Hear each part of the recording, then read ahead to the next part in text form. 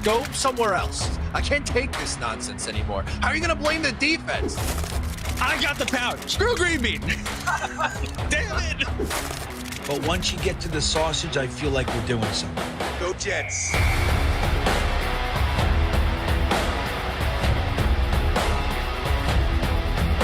And that's the other part of this, is people are insanely jealous of this show. This show gets the best of the best, and it does a different way, with positivity.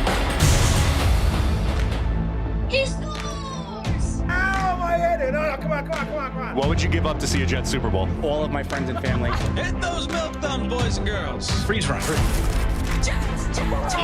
Hold on to your underwear, ladies, and stand by, bitches. It's now time for Talkin' Jets with your hosts, Matt, Ryan, and Green Bean. Welcome to Talkin' Jets. My name's Ryan, and I'll be your pilot tonight. I am joined alongside my co-pilots. I have Mr. Green Bean to my this way. I got Mr. Matt O'Leary to my that way. Green Bean, how you doing tonight?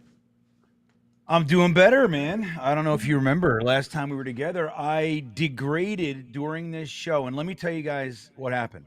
I passed out like 15 minutes after I left. I woke up at 2 a.m. and I did not sleep for more than 15, 20 minutes at a clip. That was Tuesday at like 2 a.m. until Friday at 11 p.m. I was up the entire time, sick, but couldn't fall asleep for more than a few minutes. It was the worst 4 days ever. So comparing it to that, fucking doing all right, man. So let's get a quick gauge on this. Better or worse, the last 4 or 5 days, week we'll call it, or the Jets season? Which would you rather have? Last year's season, or the last two seasons, or the last week of pain? Oh, well, I'll take the Jets season because it was the worst. Yeah, because it felt like the Jets season in 4 days. You know what I mean? So it was brutal, dude. So I'd take the Jets season. At least we did have that. What game was it? The Patriots game, week 3. That was fun. That was fun. Nice. Bean didn't have a Patriots game this past week. It was no Patriots game. That's the thing. It was just nonstop Cardinals game. Oh no. O'Leary, how you doing tonight? I'm doing fantastic. I see Zachary Berner is in the chat and Peter S is in the chat, and they're both Islander fans. So I'm very happy the Islanders won the draft lottery last night, so they get the #1 pick in the draft, despite being only the 10th worst team in the league. So I'm doing great. One of my teams maybe has a bright future here. Cloud9. It's nice. There's part of me every time we get to the draft that I wish there was like a lottery system for the first pick, because we just can't actually earn the first pick. We've never actually it almost never happens for us. We've been historically bad for the last 10 years, 15 years, and statistically should have had the #1 pick at least 1 or 2 times, and nothing happened.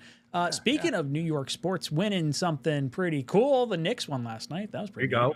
Big win against Boston, shifting the odds ever so slightly, but excited nonetheless for the rest of the games.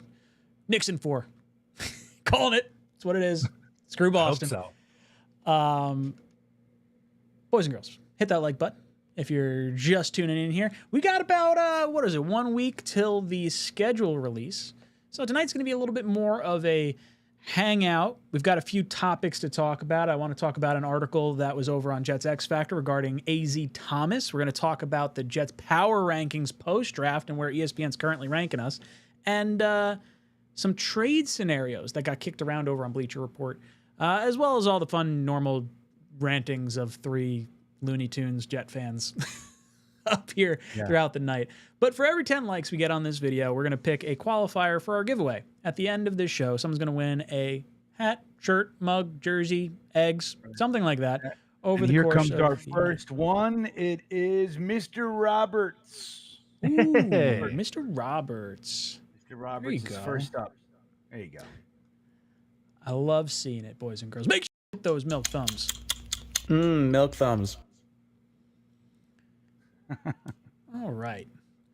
So let's kick off the show. We'll talk about the trade rumor that we're getting kicked around. Not so much a rumor, but maybe a hypothetical. Would you trade a day 3 pick in the 2026 draft for wide receiver Romeo Doubs from the Green Bay Packers? Matt, you made a video about that today. Would you like to take the floor on this? Yeah, so as you were kind of mentioning at the top, right, it's a slow period right now. So I was looking around on the good old internet to talk some New York Jets with my YouTube friends, and I came across a Bleacher Report article where it was like, I forget the title, but it was essentially like 4 trades we could see maybe now after the NFL draft. And something they mentioned was an idea that I really liked, which was the Jets trading for Romeo Doubs, because I think from Green Bay's side, they just spent a first-round pick on a wide receiver. They spent another, I believe, third-round pick on a receiver. They have like 5 or 6 pretty young wide receivers. And I'm thinking if one is maybe expendable, would the Jets be interested by the trade route? I don't think he's going to cost you that much. And they just said day 3. They didn't specify if it was a 4th-round pick or a 7th-round pick. And maybe we can get into that. But I just think the Jets need another receiver who is, how do I say this nicely, NFL quality. And not that, Romeo Doubs is, lighting the world on fire, or that he's going to be this, 1,000-yard wide receiver, but he's put up 600 yards each of the last 2 years. He's a good contested catch guy. He's only 25 years old. He has 1 more year left on his rookie deal at $3 million. I think if you trade for him and he plays well, you could think about extending him right through the prime of his career. He's not going to be crazy costly. And if it doesn't work out, then you go, all right, then we'll just let him walk. And it cost us a 6th-round pick and $3 million. And it is what it is. For me, that's the route I would rather go, instead of saying, hey, let's name chase and go after Amari Cooper, even though he looked completely washed the entire second half of last season, or sign Keenan Allen, who's pretty much just exclusively a slot receiver, and then have Garrett Wilson, just stick on the outside and not move him around the formation. So I think Doubs is younger. I think he is an ascending player, and I think he fits what the Jets are looking for in a bigger outside wide receiver. Yeah, so this is kind of interesting. I haven't really watched a crazy ton of them. I know him, obviously from watching highlights and different things. Bean, what are your thoughts on possibly trading for Romeo Doubs? Still young, originally selected in the 4th round. So if you're trading a day 3 pick for him, I mean, maybe you're giving up a 6th-round pick. At this point, they're probably trying just not to cut him towards training camp. Well, he's going into the last year of his contract. So he's a wide receiver with some legitimate output. What he had 800 yards or something like that. I forget, but I think he played 13 games last year. So what are you going to give up for a 1-year rental? Because unless Justin Fields balls out, you're giving away picks. It's like last year's whole thing. Like, we gave away a 3rd for Devontae Adams. We didn't care. Just get it done. Thinking's overrated, man. And we all cheered it and the whole thing. And you bring him in. I like Romeo Doubs. And I think, getting Garrett Wilson, that number 2, whatever Malachi Corley is, and then you got the young speedy kid and Lazard. All right, it's a decent group with heavy running game, good new tight end, young kid. All right, we got something brewing here. But how much are we giving up without the expectation of, willing to give up without him committing to at least some sort of extension? Because they could be looking to dump him, save the $11 million or whatever it is. Tell me what his contract is this year, Ryan. Do you see 3. it? Let's see if 3. I can, okay. Yeah. I think I saw his projected maybe was 10, 11, some shit like that. But anywho, if they get him in, I'm tired of caring so much about the cap. You know what I mean? Everybody disregards it except us. We're like, mate, you can't do that. Yeah. And then they just go, yeah, you can. And then just push it there. We got 30 void years and, and the whole thing. And nobody cares. You know what I mean? And they go, oh, we raised it $50 million this year. See, it's all fine. And then it's no, so we care so much. So if he's gettable and they like him, and you can get him for, cheap draft wise, because that I do care about. I care about our draft picks. Then bring him on in, and then see if you can extend him, keep him around a little bit. He's going to be a very consistent wide receiver 3 level, no matter how you slice it. So having that guy around, he's talented. He's good. He's a good receiver, The only other thing I will say are we tired of going to Green Bay yet, or is this just what we do? I want more pain, please. Okay. All right. Well, that's what I'm asking. So yeah, I just wanted to know. So It's a receiver this time, though. So maybe a little different. Yeah. What? So, Lazard, Cobb, and Adams don't do it. It didn't fill Malik the bill. Taylor, come on. Fair. Malik Taylor. So Yeah. for those of you guys wondering, just Green Bean mentioned the draft pick thing. I think it's important for a building team, especially. I think the interesting part is is this more? I don't want to call it a punt year, but like a let's see what happens. Like why burn extra picks on a year that you're unsure of what's going to happen, and how much of a boost could he provide above, say, a Lazard or something along those lines. The Jets have a first-round pick, a second-round pick next year. We have 2 fourth-round picks. We have no fifth. We have 4 sixths. And do we have anything in the 7th? We have 1 in the 7th. So we almost have Mr. Irrelevant. We have 254 in the 7th round out of 255 picks. Detroit actually has Mr. Irrelevant next year. So I get if it's a round 6 or 7 pick that you're kind of considering, if you think it's an upgrade, I'm all right with it. But to be honest, I'm not so sure he provides that big of an upgrade over what's already on the roster, especially when you consider like Fields probably isn't going to wide receiver 2 through 5 that frequently. I'd almost rather see like drops and headaches from Arian Smith than maybe whatever Doubs could provide. Is that a weird thing to say, Matt? Yeah. I'm sorry to jump, Matt, but I just want to say this is all I'll say, and then I'll give it to Matt. I'm tired of Ryan's narrative that Justin Fields won't throw to his number 2 wide receiver, and I don't like it, and I'm done. That's all I want to say. I like that. Green Bean getting feisty. Getting feisty. Fired up. Hey, you down there. Stay quiet. I'm gonna say it's slightly crazy because if Doubs was 30, then I don't think we'd be having this conversation. Mm-hmm. The Jets having 4 6th-round picks and going, I'm going to use one of those 6th-round picks, let's say, and get a guy who's 25, who has been a proven number 3, who could potentially be a number 2 in, at least on this team. I don't know. I would take that. I would take that flyer if that's what the cost is. The Jets have been betting on younger guys. Look at free agency. They've spent, their money on mostly young guys. Their first 3 picks in the draft, they're all 21 years old. I think it fits the narrative of going with the young, cheap guy with upside.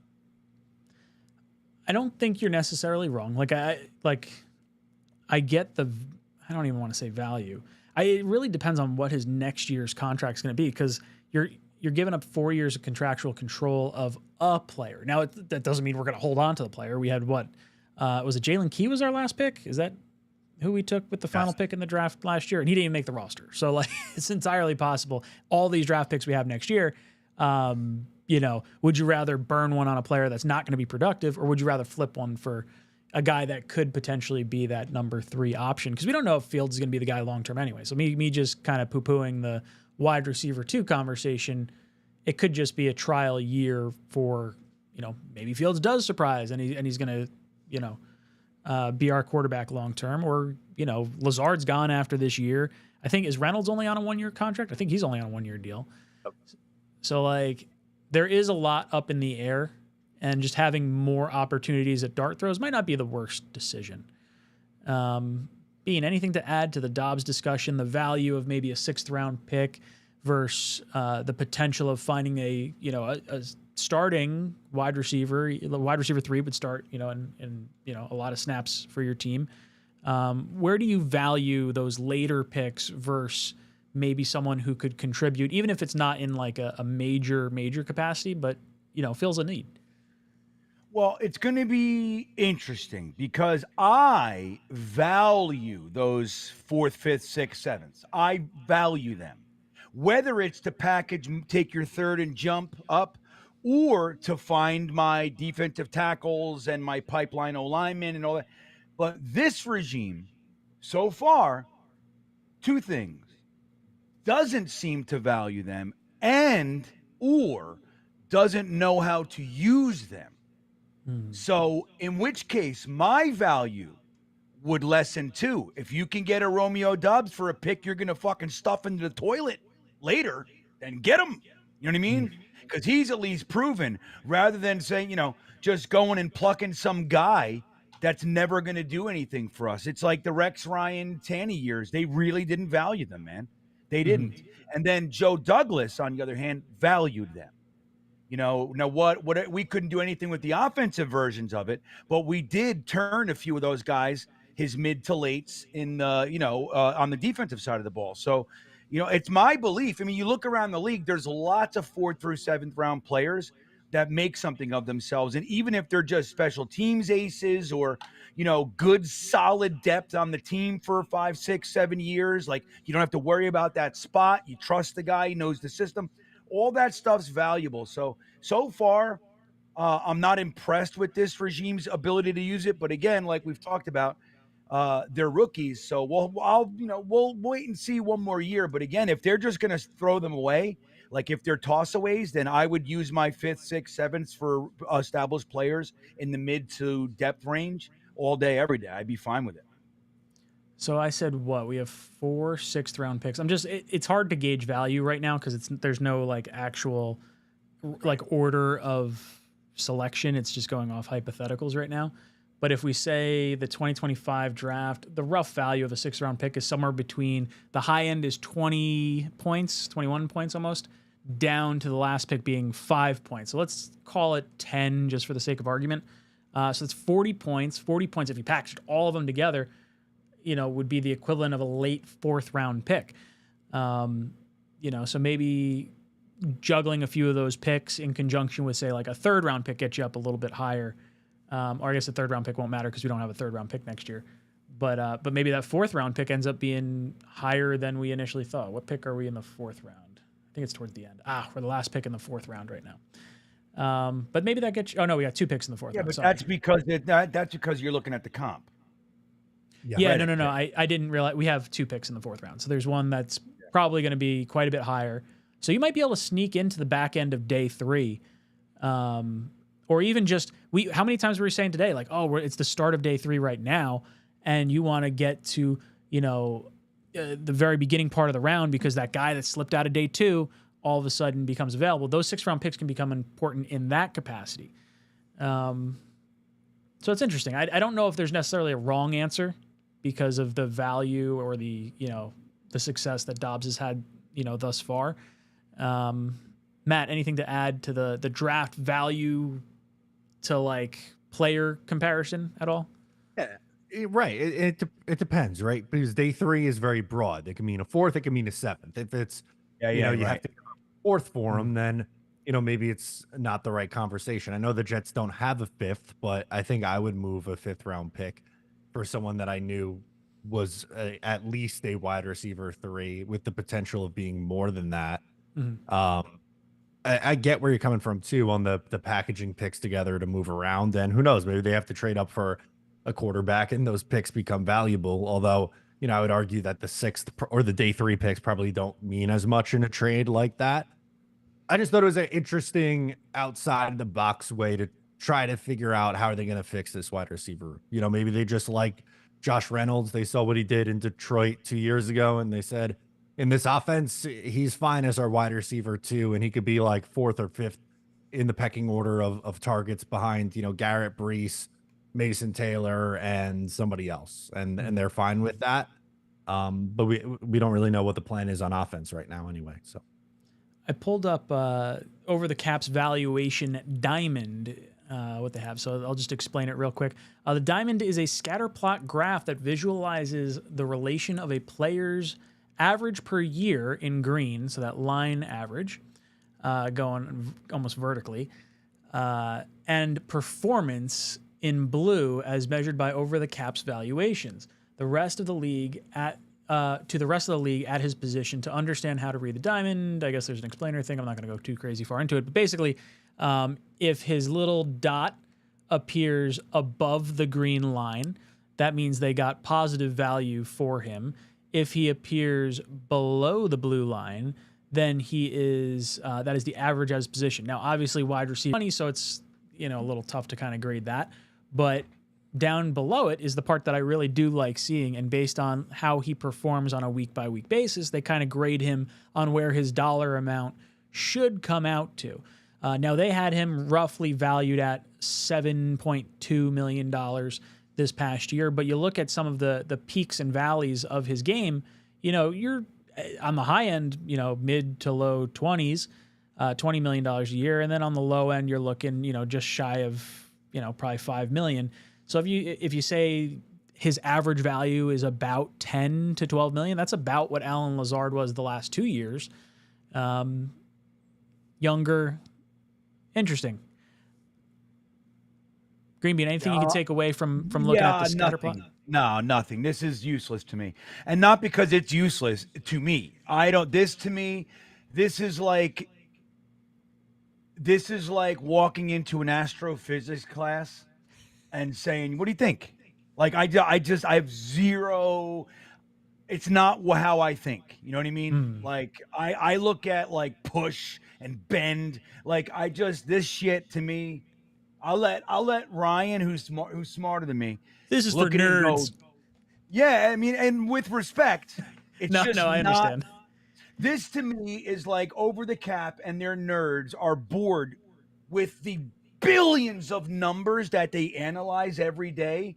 They're like, what's another way we can analyze numbers? And they came up with 2 lines on a diamond and supposed to create another frame of reference. Nania's licking his fucking own taint watching this thing. I'm so excited. Green Bean's on fire, coming out of the sickness, swinging. Like, I'm gonna go sit and hang out with Tyson from Let's Talk Jets, and we're gonna fucking throw rocks at this thing. Darts. This to me, it's like I'd rather have a roll of toilet paper. But I'll listen. Maybe to you should Ryan. ask Matt first. What the hell? Right? He How might am I like gonna it. follow?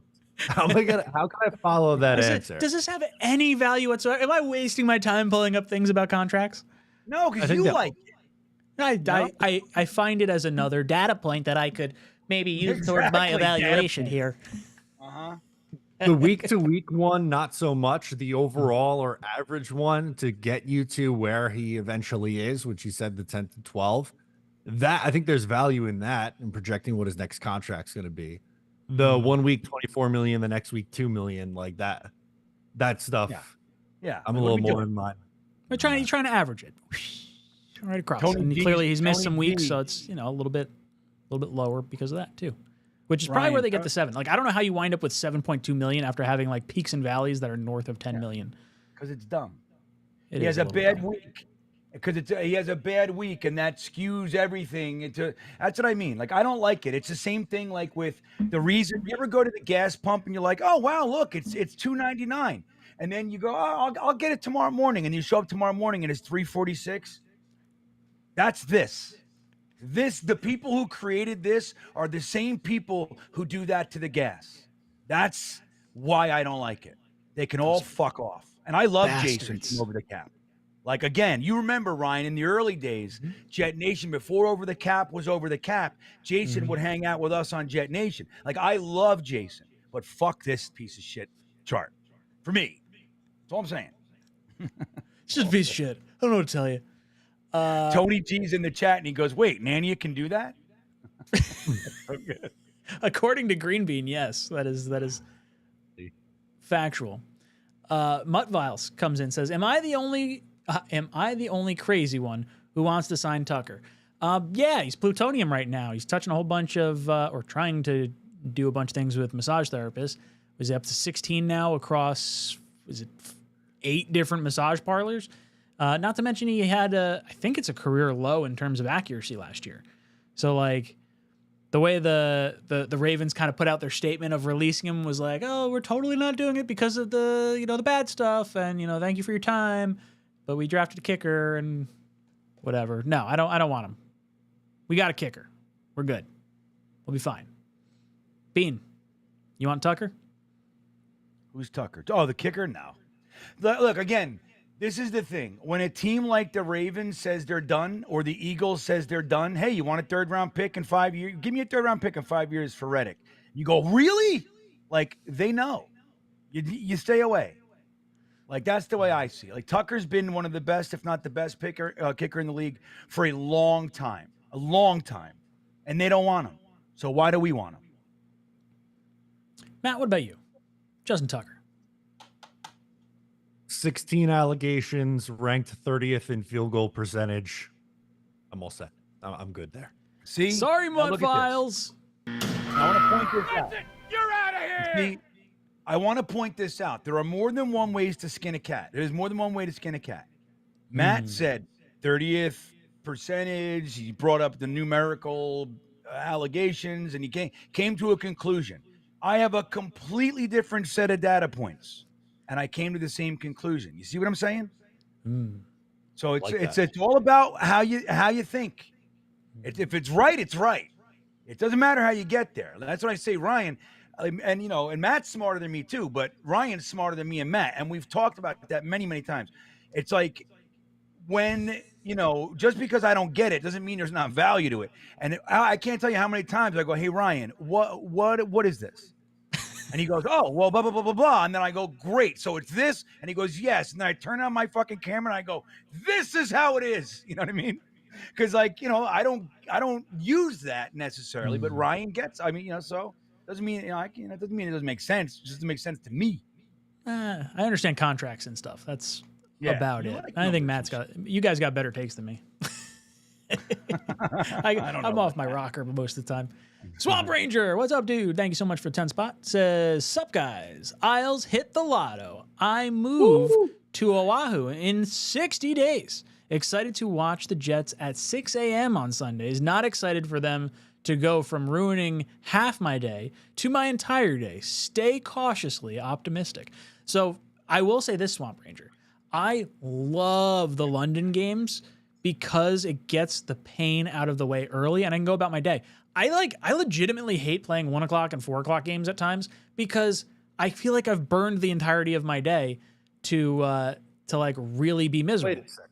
Hold on. Hold the phone. Were you not the one pining for all these primetime games the last 2 years while Green Bean and I were sitting here saying, give us 7? What did I just, hold on, wait, whoa, hold on. What did I just say? I said, I like the London game because it's 9 o'clock in the morning.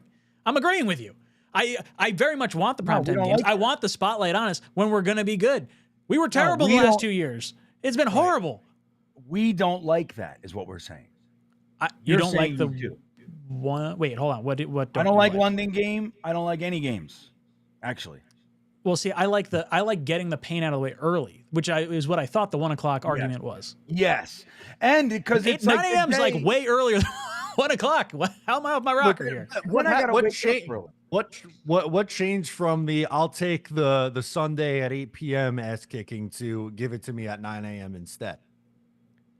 The expectations. We don't have we had Super Bowl aspiration the last 2 years. That's why I want prime time. If you want to talk about being in the big game, you got to be able to win the big games during the week.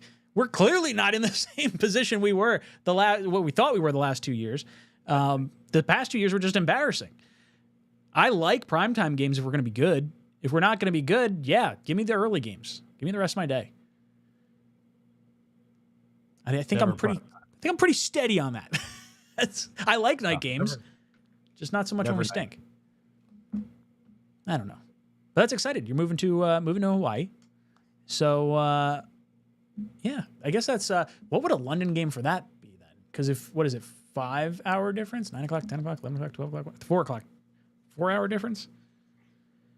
So you would be at like 2 a.m. because we're gonna have a London game this year too.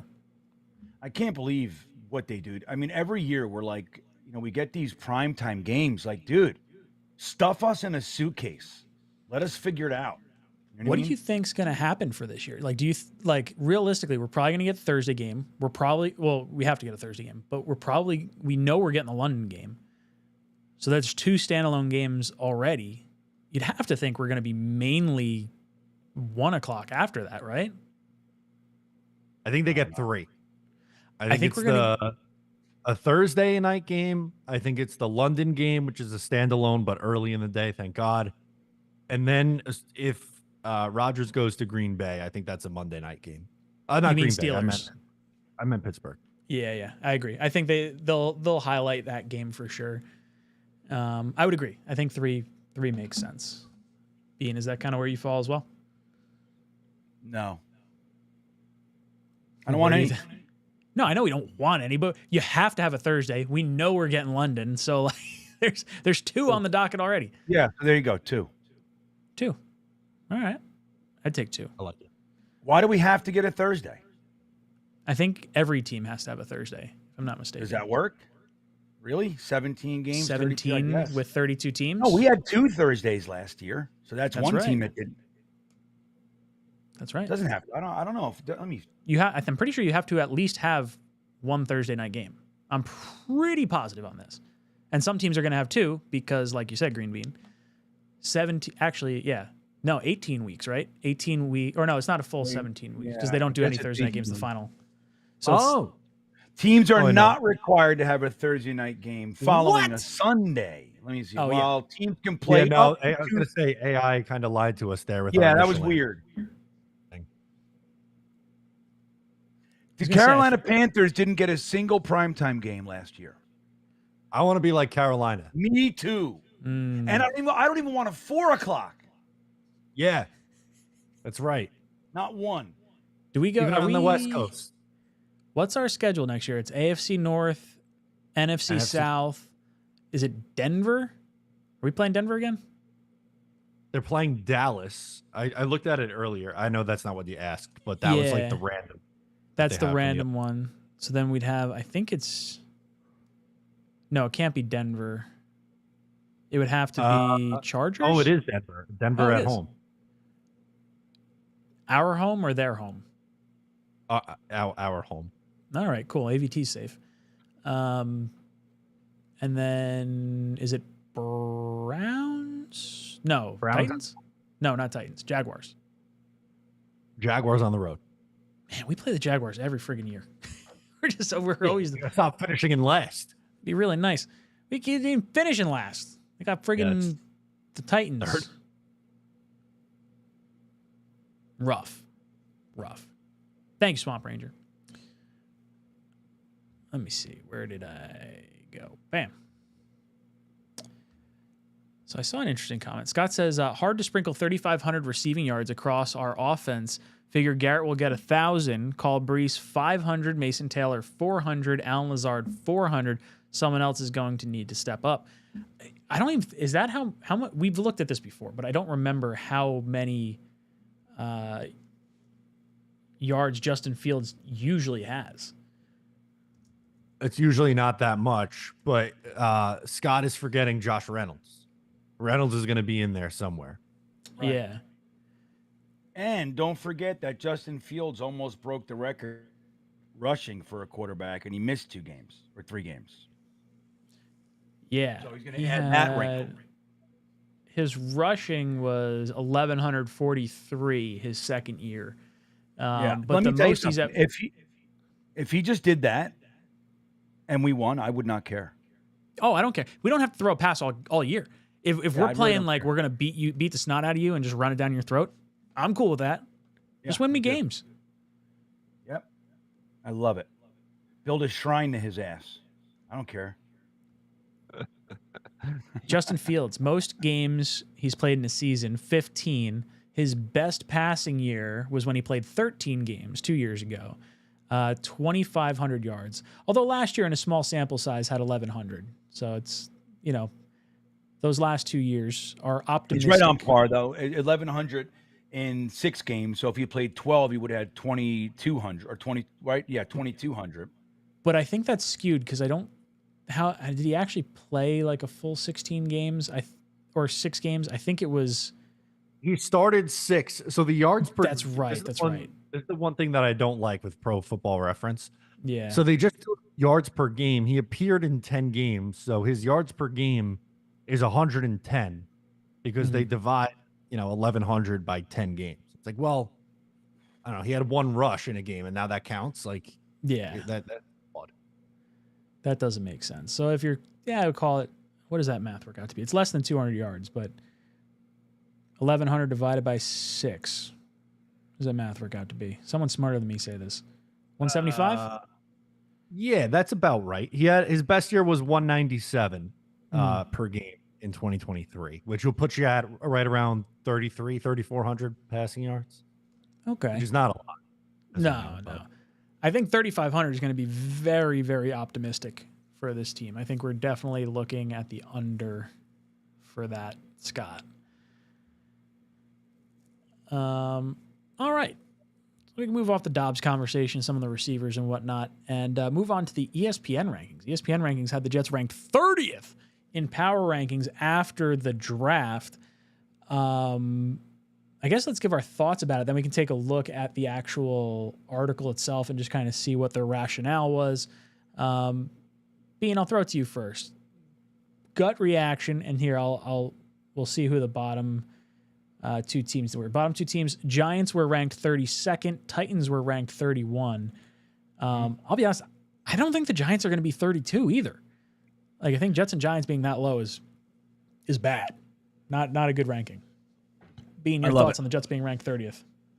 I think it's low great. Expectations is nice, but I think it's appropriate. We won 5 games, and we got rid of a lot of people that were, responsible for some of the game, the games that we won. I still like a lot of our young players, but make them earn it. Again, I had a big problem with 2 straight years starting Monday Night Football, Jets, 3 games in the first 10 days of the season. Who do they think we are? 1 o'clock games, no prime time, 30th ranked team, power rank. Hell yeah, that's where we belong. And then we go into the draft, and from the 4th round on, we take a bunch of people that everybody around the NFL, if you just quieted it down, you could hear the entire NFL fandom around the country laughing every time the Jets sent up their card. You could hear it. That's what you could hear around the country. And it's so here we are again. Prove it, dude. Maybe Aaron Glenn's the stud. Maybe Mooj, got it all figured out. Great. But until they do, 30th, no prime time, 1 o'clock games, sounds about right to me. I'm in. I need a little bit of a pick-me-up, Matt. Can you help me here? It always comes back to the 1 o'clock games somehow in this show. 30th is not where I think the Jets will end up finishing this year. Because if you look at it, the 3 worst teams in the NFL had 3 wins last year. So essentially, ESPN's projecting the Jets are going to be a 3-win team next year if they're the 30th best team in the league. I don't think the Jets are a 3-win team. I don't think they're a 10-win team either. I'm not saying, they should be 12th on this list. I'm not going to get nuts here. But they should probably win, I'm going to say between 6 to 8 games, 8 on the high end, but maybe you split the difference and say 7. They win 7 games, which should be around, 22nd in the league. I just don't know how you could look at the Browns, who are 29, and say they're better, the Saints or the Panthers. Those 3 teams who are right in front of the Jets, 29, 28, and 27, are particularly egregious, in my opinion. And apparently the Jets were ranked 27th post-free agency. That makes no damn sense to me, because if we were ranked 27th, which I think is... Screw it. Those are later rounds. You're telling me the 2 biggest holes we had, right tackle, tight end. We filled both those holes, and we got great value for the guy we got in the 3rd round. So, because did every other team have such great drafts on day 3 that they blew us out of the water to move us up those rankings? I don't know. Yes. That's ridiculous. Yeah. It's the truth. Who did the Panthers, Saints, and Browns take that really tickled your pickle, Green Bean? All right, let's take a look here. Sanders late, maybe? Is that that could push the Browns up a little bit, maybe? Damn right Most improved did. position, they say running back for them. Yep, damn right it did. Dude, they got the number 2 quarterback in the 6th round or whatever it was, 5th round. Yep, that works. Let's see. They took 2 quarterbacks, though, and they traded for Kenny Pickett. They got they used almost an entire draft class on running back and quarterbacks that may not actually be their answer. And they may. Yeah, but that's like, imagine trading for Kenny Pickett, trading up for Sanders. Did they trade up for Dillon? I don't know if they traded up for Dillon. I think he might have just been their 3rd round pick. But like, there's been a lot of picks on those 3 quarterbacks plus They had a lot of a picks, running dude. back. Yeah, but that's the, like not the Browns had an excellent management of the draft. That was beautiful what they did. I'm not disagreeing. But I like the trade down in the 1st round. I don't I like agree. taking the I think the trade down was probably the best move they made. Yeah, no doubt. Yeah, I'll agree with that. Let's see. Let's see what the Panthers did. Let's see. They signed, so they have a few things listed here. So fixing the NFL's worst rushing and scoring defense was a priority. The Panthers upgraded in free agency by signing D tackle Bobby Brown III, D tackle Tershawn Wharton, and linebacker Pat Jones II. In the draft, they took Nick Skorton in the 2nd round, and Princely Uamemelen. Nailed it. Yeah, there we go. Yeah. In the 3rd, sorry, both players could be building blocks and give general manager Dan Morgan the luxury to move on from 32-year-old Jadeveon Clowney, who had 5.5 sacks in 2024. Yep, and then in the late rounds, they got Lathan Ransom, who we all liked, Cam Jackson, who we all liked, Mitchell Evans, who a lot of us liked. I might have liked him more than some others. Very good day 3. I don't know too much about Jimmy Horn. But yeah, much better than we did. You know, it is a little silly that we're arguing over 27th and 30th place for our damn team. No, but that matters. It does matter a little bit. And like, I'll be honest, like, I'm no Giants fan, but them being ranked 32nd, they added Jameis and Russell and Jackson Dart, which were clearly like, that was a major handicap for them. I feel like there's going to be, I don't see either the Jets or Giants landing in the top 3 of the draft next year. No. Oh, I don't know. Look, I'm looking for 9 wins, and like Matt said, do I think they'll end there? No, I don't think they'll end there. But I mean, dude, starting there, yeah, why not? I mean, whatever. Again, like you said, so they're 28th. You know, great. Yeah, I think It's where we belong. We're in the pocket. We could be on the back end of the pocket, a little heavy, maybe. Okay, I can buy that. But we're in the right zone. We're in the right clump. You know what I mean? Should the Dolphins be 10 spots higher than the Jets? They added Zach. I mean, I think they're draft definitely a better team. Yeah, they're a better team. I didn't like their draft all that much. No. I forget. They got their 1st round pick. Kenneth Grant was good, but I don't remember. Yeah, I feel like they got a few guys we talked about that were like, oh, that was a nice selection. They're not listing all of them right here though, so maybe I'm wrong on this, but I like the way they're coached. They still got Tyreek, which, you know, dangerous. Yeah, they got wild, John Savanea. They had a pretty. I mean, Savanea. The guard tackle from Arizona. They got Quinn Ewers in the 7th too. He fucking sucks. Yeah, he's gonna wind up being like he'll bump Zach off the team. Sorry, dude. They're gonna play. Tua's gonna get hurt. Dude. We're gonna Zach Wilson or Quinn Ewers is gonna play. Oh, it's gonna happen. I agree. They're gonna flex us into primetime and play Justin Fields versus Zach Wilson. Oh God. Yeah. I agree though, dude. I see the same things you do. Isaac comes in and says, any of you guys going live for the schedule release?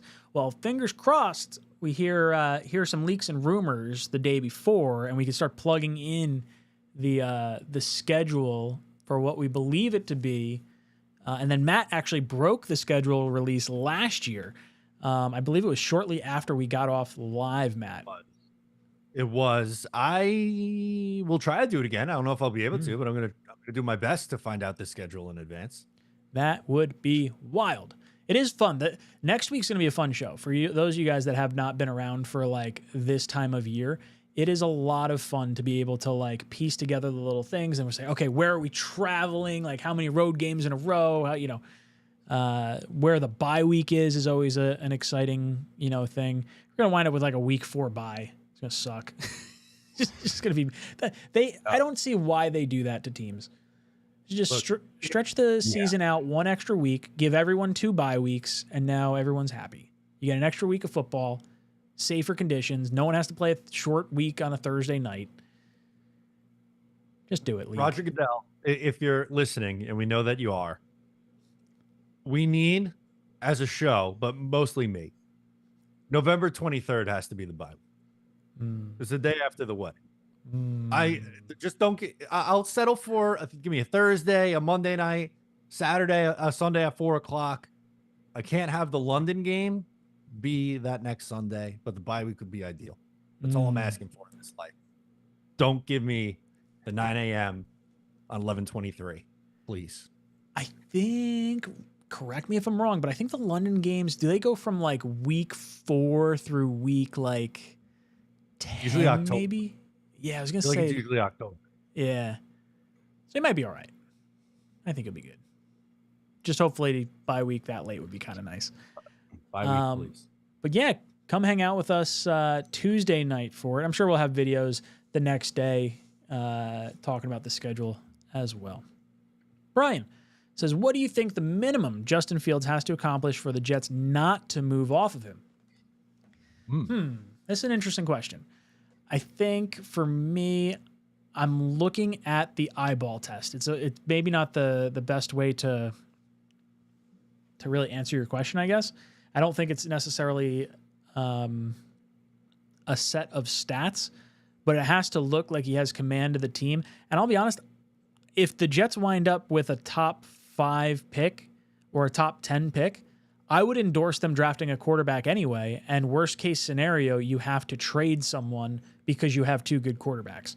I don't know if you necessarily call that moving off of Justin Fields. I think it's, you're clearly investing a premium pick in him or in that quarterback.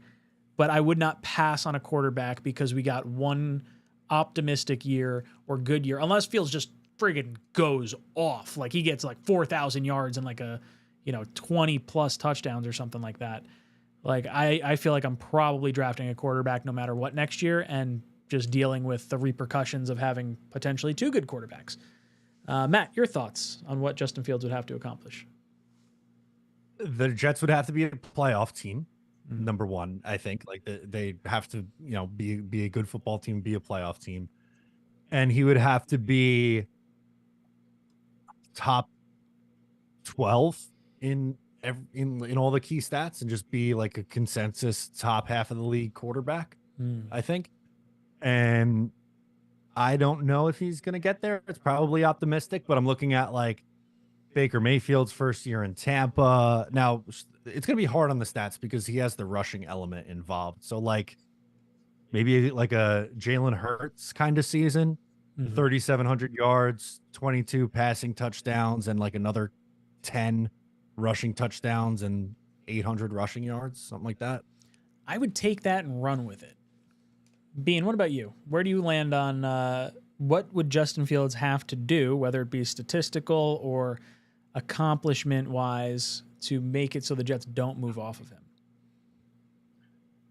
I think it's about wins and how well they're playing. I don't know if there's a statistic, you know what I mean? I think it's more about if the offense looks like as they progress through the season, like they're congealing and they're building something, that's going to be more the marker rather than a bunch of, Hail Mary type air raid balls that happen to luckily land. You know what I mean? Like that kind of shit, that fool's goldy stuff that you're never going to win the Super Bowl with. But it's fun and exciting for fans, like that stuff. But if he looks like, as the season progresses, he's improving, they're respectable numbers and he's rushing well. He's passing well enough that the running game's opened up. The offensive line is looking good. Players are developing. I think that's more of what they're looking at this year rather than like if he doesn't throw for 3,525 touchdowns, he's out. I don't think it looks like that, necessarily. Sodak, comes in, says, does Glenn need to succeed way faster than Salah due to expectations, 5 or 6 wins, and it's going to get ugly out there? Hope he knows what he's doing. I don't think I don't think Glenn's going to have the same expectations that Salah had these last 2 years. Like, think Salah after the first year with Zach. What did we finish? Was it 7 wins? 6 wins? Their first year, they were 4-13, and then year 2, they went 7-10. Okay.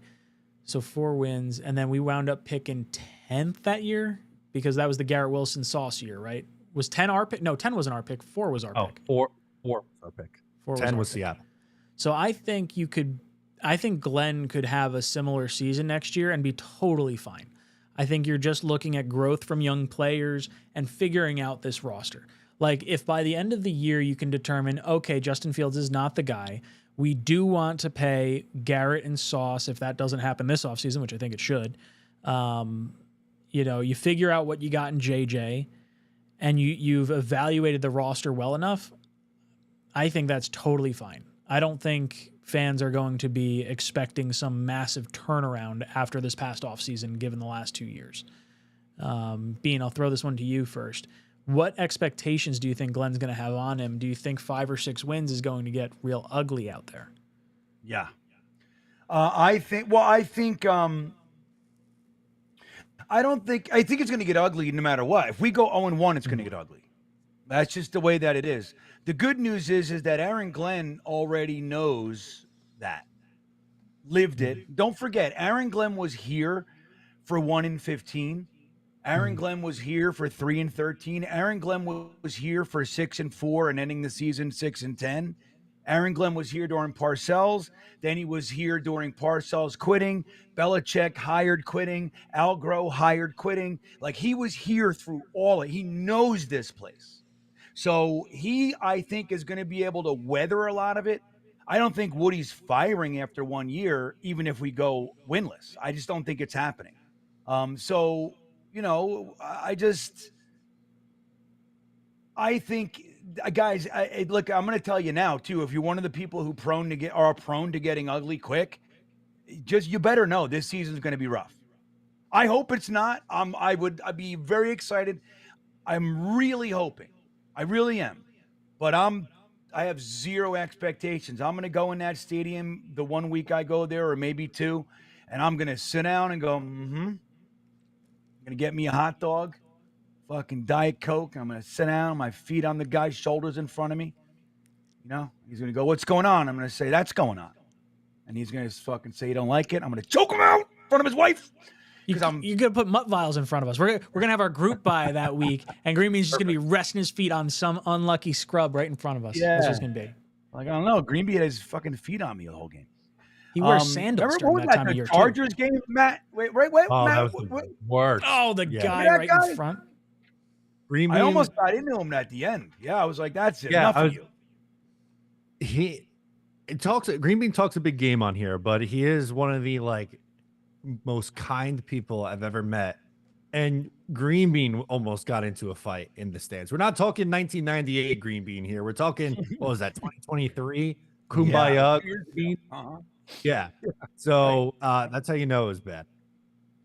Yeah, I was like, all right, enough for you, dude. Like, what do we got to do here? Do we have to lump you up? Is that what this is leading to? Oh, Mom, that's it. I've had it. Like, we haven't scored a touchdown all game, and he just wouldn't the whole game, dude. That guy. But yeah, man. So I don't know. I think this is going to be a rough year, guys. But if you keep your expectations there, if it's better, great, gravy town. If it's not, then you've already prepared yourself. It's not going to be like last year. I allowed, like most of you, to believe last year. I believe every year, but last year I believed. And it was a 5-win season.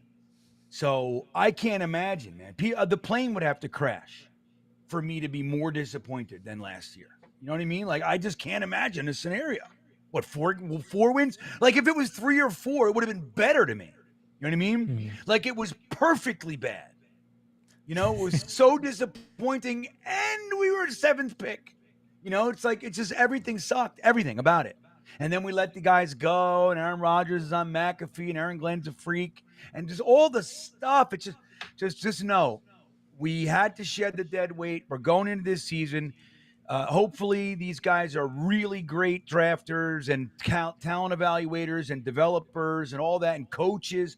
And we see a difference on that end, which is what we're not used to. If that's where the focus has been, and that's what we end up being good at, it'll pay dividends. But you know, Sodak, man, don't go in expecting anything but that 5-6 wins, and you'll be all right. Vegas has us at 5.5 wins. It's probably spot on. Now, glass half full, Green Bean. I feel like the only players that I'm like maybe irked we couldn't have a shot at that were drafted in front of us, it's honestly probably just Abdul Carter, but Travis Hunter would be really sick to have as well. Mason Graham, Genty, Will Campbell, Cam Ward don't really, do it for me. So if there was a season to have like a disappointing, sort of season, not the worst, I guess. Matt, what are your thoughts on expectations for next year? Yeah, I mean, if they win 5 or 6 games, they're not firing Aaron Glenn. Like there's very few scenarios where Aaron Glenn goes one and done. So I don't like now if they win 5 games, then there's obviously going to be pressure on him in year 2 to improve off of that and take a step forward. But they won 5 games a year ago. It's not like you're bringing in with this loaded team and it's like, hey, our coach just couldn't get us over the hump. And you got to be the guy to, be the missing piece and win us a Super Bowl. That's not what this year is about. It's an evaluating year. It's an evaluation year. So I don't know what Sodak's expectations are. I can't speak for him, but I don't think he needs to come in and have like this massively impressive first year. They won 5 games a year ago and the expectations are fairly low. I would go so far as to say if the Jets go 0-17, I'm not like entirely confident Glenn would get fired. No. He might if there was like a crazy top end coach that wanted to be here because of who the number 1 pick was going to be. Then maybe that you have some conversations about it. But like if the locker room's still like, hey, that was a lumped up season that kind of sucked, but like we have the number 1 pick. Like I think Jet fans would still be happy with the trajectory of where this team's going. Peter coming in says, once we see the schedule next week, we will know better. But I expect 7-9 wins as this staff coaches their asses off to get these guys to overachieve.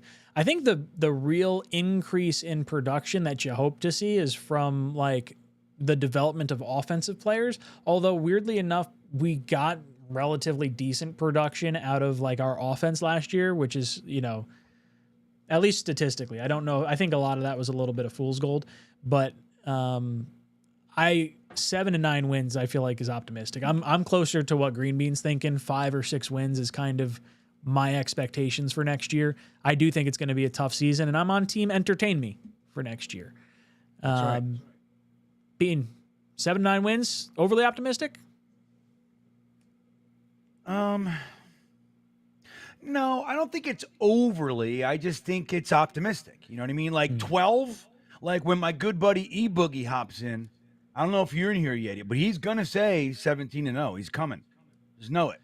And every year I'm right lockstep with my boy 𝐒𝐫𝐞𝐫𝐢.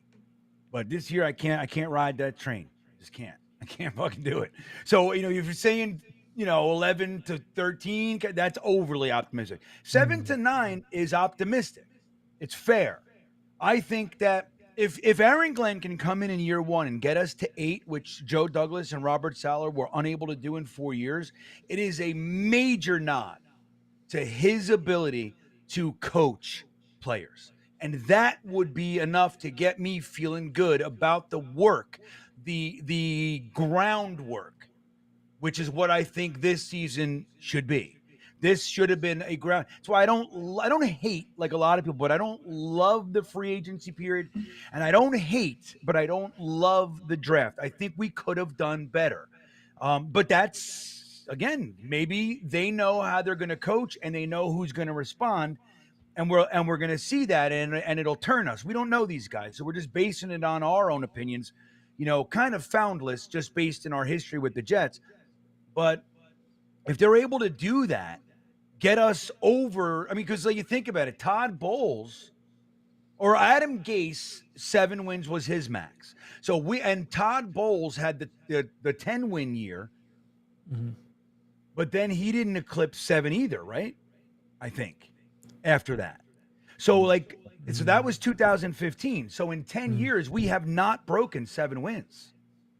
So if Aaron Glenn can come in here and squeeze in the 8 range, that's hope. That's good. That's okay, man. You brought together a collection of individuals that people were a little bit not so psyched about, and you proved it's not the player themselves, it's the type of player and the collection of the sum. The whole is greater than the sum of its parts, I think is the saying, right, Matt? Or right? Whoever you guys, you smarter guys than me. I'm really embracing not being smart. I think I'm in that pot. It makes it easier, right? Like low expectations. I'm telling you, man. I'm really liking it. I'm going to continue to say it. I'm going to go, because you're smarter than me. It feels good. I said it like 3 times today. Backhanded compliment. I'll be honest. Dude, it feels so good coming out. I just got to say, I'm so tired. I'm just like, you're so good. You do it. You're so smart. Tell me what to do. I don't know. It feels nice. So I'm going to say it more. I think I'm going to ride this one a little while. See where it takes me. Matt, so green bean's dumber than us. What do you think about this? That doesn't feel as good. I'm not far off from Peter. I said between 6 and 8, so he's just slightly more optimistic than I am. But I think there's a path to 9. I think a lot has to break right for the top end of that to hit. But they were a 5-win team a year ago with a horrendous staff. I'm going to point to he says he's not so smart. I think he's smart. Green Bean always mentions how bad the coaching staff was a year ago, especially on the offensive side of the ball. No more Nathaniel Hackett, no more Keith Carter, no more Todd Downing. You hope Tanner Engstrand is an improvement. I would think that Aaron Glenn and Steve Wilkes are going to be an improvement and get that defense relatively back on track here. They still have talent on both sides of the ball. There's question marks for sure, but it goes back to what I was saying with the Jets ranked 30th. I don't look at this team and go, they are one of the 3 worst teams in the league. I think they are a mediocre team, which is anywhere between 6 and 8 wins, in my opinion. Mumtaz says ESPN ranked 100 best picks from the 2025 draft. Our first 3 rounders made the top 25. That is good. Then Muji took wrong medicine or something. So I didn't see this article, but I love it. I think it makes at least sense for us. Like our first 2 picks made a ton of sense for the needs we had. And then 3, which could, once we get through some of these super chats, we can go into the article about AZ Thomas. But that makes me feel optimistic, Mumtaz. I like it a lot. Hennessy says, everyone overreacting over the draft needs to relax. We always win the draft and lose when it matters. Maybe things change this year. Go Knicks. Well, according to Mumtaz, 3 picks in the top 25. So we did win the draft, and we're going to switch it up. We didn't really win the offseason, but it's going to happen. I like Hennessy's point, right? I do. Because, right, like that whole thing we do most years, like the most noise and the biggest explosions and all this stuff, maybe it hasn't worked, right? The biggest splashes and all that. So that's good. But the one thing I will say to the capitalized relax is no, because what we saw, Hennessy, is concerning. That from the first 3 were good. I was on board with all 3 picks. I would have gone a different way with our 3rd pick, but fine, right? Fine. That's okay. I thought that not only did we pick the wrong players, but we mismanaged it. So that is scary because that's prior to Joe Douglas, what we have been used to seeing from our GMs, that they were outclassed. when in the room with the rest of the GMs of the league. Like they can say and do whatever they want in our house, but when they go out to the world and they have to compete in their Olympics, so to speak, in their game, that they're clearly overmatched. That's what we saw with 𝐒𝐿𝐵𝐽. It's what we saw with who was the other? Terry Bradway. It's what we saw with Parcells, quite frankly, as a GM, not as a coach, but as a GM. Tanny at the end, same thing. First couple years, Tanny was out of control. He was so fun. He was so good.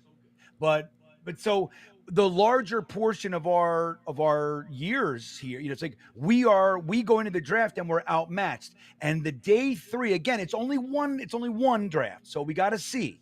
But it was an indicator. It was much more familiar to me, somebody who's been watching the draft incessantly for 25 years. It reminded me a lot of the pre-Joe Douglas, which is why I defended him more than most. You know what I mean? Like I saw the same things that other people saw, like on the negative side, but I'm like, guys, you're really not paying attention to the difference that this guy is compared to what we are used to seeing. But that said, they came out strong. The first 3 picks were great. And if you're going to hit on 3 picks out of the 6 or 7, you want it to be the first 3 every fucking day of the week. You know what I mean? So I'm okay. But again, they got some learning to do about how to be successful in the draft. It's a skill, man. And not every GM has it. So that's what when I bitch, that's more what I'm bitching about. Not about necessarily one player or one round, or it's like, oh no, I see it. You know what I mean? I see it again. That's what I'm scared of. All right, Hennessy. We're going to come back with City Bert, Travis, and then City Bert again, but we're going to hop over to Matt for an ad read. Guys, I want to talk to you about today's sponsor, Mando. You've heard us talk about it on the show. Mando starter pack is perfect for new customers. It comes with a solid stick deodorant, cream tube deodorant, 2 fresh products of your choice, like the mini body wash and deodorant wipes, and best of all, free shipping. Talked about it. My bourbon leather body wash and the bourbon leather body spray are my 2 favorites from Mando. The body spray is perfect for keeping you smelling fresh all throughout the day. As a special offer for our listeners, new customers get $5 off a starter pack with our exclusive code, Talkin' Jets. That equates to over 40% off your starter pack, so make sure to use our code, Talkin' Jets, at mandopodcast.com/TalkinJets. Please support our show and tell them that we sent you. Smell fresher, stay drier, and boost your confidence from head to toe with Mando. Mando! That was beautiful, Matt. That Matt O'Leary, I'll tell you. He's a guy. Pro's pro. Good job. The wipes. Yeah, indeed. That's my jam. The wipes are the best. The best. They're in my car, brother. I have them in my to-go bag. I have them in next to my desk. Ugh, absolutely delightful. If you want to support the sponsors of the show, or if you want to support the show, support the sponsors of our show. Mando. Shop Mando.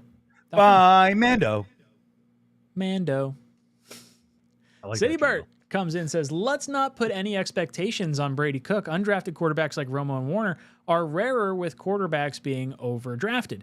Yeah, look, there's no expectations whatsoever other than hey, I'm excited to see him play in preseason, and maybe he could be a long-term backup. That's, my hope for what he could be. If he ends up being quarterback 3 this year, and then in the future continues to be quarterback 3, that's okay too, because you didn't spend a draft pick on him. But I at least like the addition of him. I don't think it was a net negative, especially with everything that went on with Jordan Travis and him retiring this past week. Matt, any thoughts on Brady Cook and maybe any kind of expectations, or what would expectations potentially be for that player?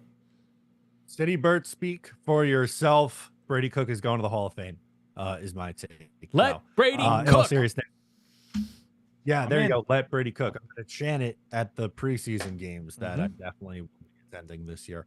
Let's see if he can make the roster as QB3. That's my hope for him, is that he beats out Adrian Martinez. Can you be better than Adrian Martinez? That's my bar.